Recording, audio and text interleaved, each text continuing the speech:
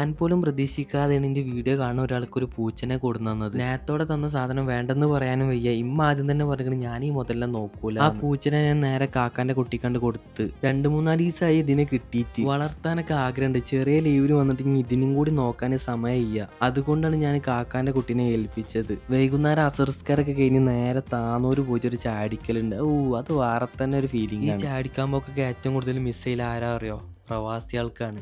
ഇതൊക്കെയാണ് ജീവിതത്തിന്റെ മനോഹരമായ സമയം. ഇവിടെ സാധാരണ ഞങ്ങൾ വന്നു കഴിഞ്ഞാൽ ഹാർബറിലേക്ക് പോക്കുണ്ട്. അവിടെ നല്ല ഫ്രഷ് മീനെ വിൽക്കുന്നത് കാണാം. സാധാരണ ഈ ദിവസങ്ങളിൽ ഒരുപാട് ആളുകളും ബോട്ടും മീനൊക്കെ ഉണ്ടാവാറുണ്ട്. ഇപ്രാവശ്യം നല്ല മഴ കാരണം കടലിലോട്ട് ഒരുപാട് ആൾക്കാർ മീനും കാര്യങ്ങളൊന്നും പിടിക്കാൻ പോയിട്ടില്ല.